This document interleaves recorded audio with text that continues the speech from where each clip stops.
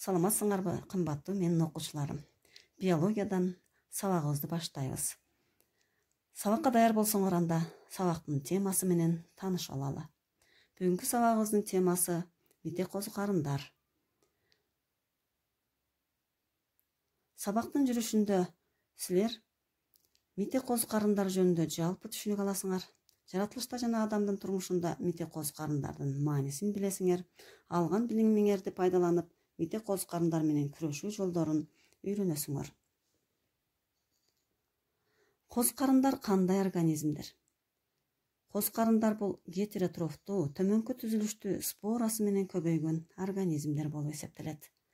Өткөн сабактарда козу карындардын калпактуу, бубак жана мите козу карындар болуп бөлүнгөндүгүн билгенбиз.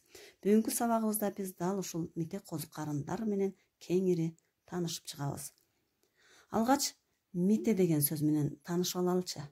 Мителер бул тирүү организмдердин органикалык заттары менен азыктанган организмдер болуп саналышат.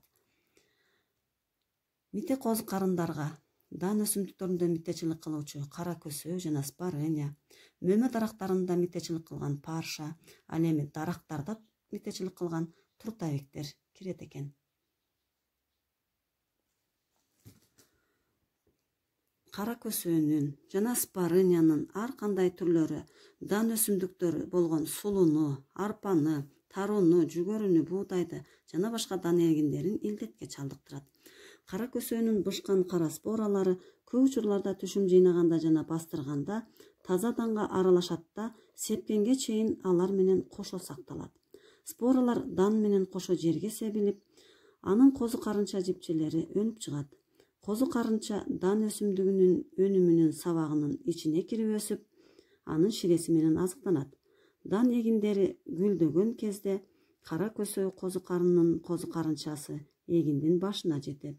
Бул жерде ал абдан жетилип өсүп, кара спораларды пайда кылат. Жогоруда жүгөрүдөгү кара көсөө илдетин көрүп турасыңар. Бул кара көсөө илдети жүгөрүнүн түшүмдүүлүгүн төмөндөтөт. Жана ошондой эле буудайлардагы кара көсөө илдети болсо, буудайдын сапатын бузат. Башкача айтканда, ундун сапаты бузулат.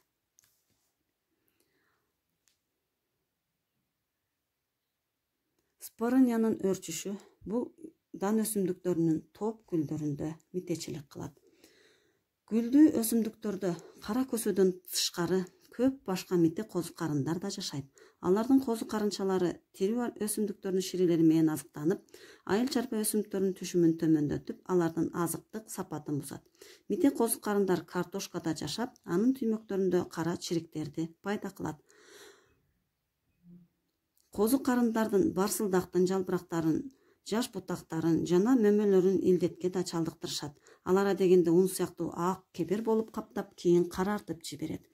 Эгерде козу карындар алмага түшкөн болсо, мөмөсү түлөй турган тактар менен капталып, кийин жарылып кетет.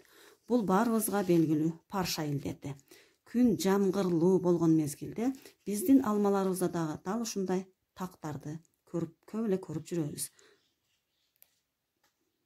Андан сырткары козу карындар дейт, дарактардын сөңгөктөрүн бузуп илдетке чалдыктыруучу трутовик козу карыны токой чарбасына, бактарга жана парктарга чоң зыян келтирет.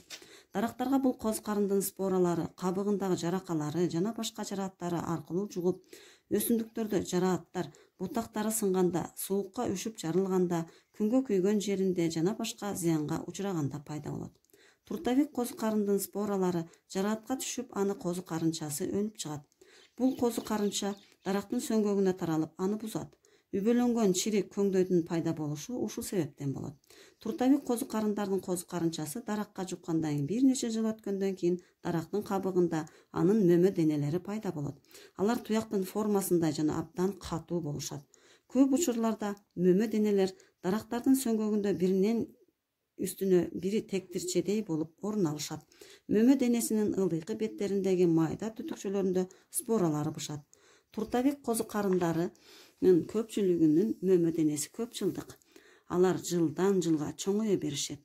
Трутовикке чалдыккан дарактардын сөңгөгү көңдөй болуп калгандыктан алар абдан морт келет да, шамалда оңой эле кулап калышат. дарактардын жашоо мөөнөтү абдан кыскарат. Сөңгөккө коз карындын козу карынчасы киргенден кийин анын өсүшүн токтотуу мүмкүн эмес. Себеби алар сөңгөккө тез тарап кетип аны чырмап калат. Илдетке чалдыккан козу карындар менен күрөшүү жолдору. Кара көсөнүн спораларын жок кылуу үчүн данды себералында формалиндин начар эритмеси менен же башка атайын дарылар менен дарылайт. Дарактарды трутовик козу карынынан сактоо үчүн алардын бутактарын сынуудан, кабыгы зыянга учуроодон коргоо керек. Ал эми козу карындын трутовиктин мөмө денесин уруп түшүрүп күйгүзүү керек. Сынган, сыйрылган же бутагында кесилген жерлерине атайын даярдалган зыянсыздандыруучу каражаттарды сыйпоо керек. Дарактарды сакташыбыз керек.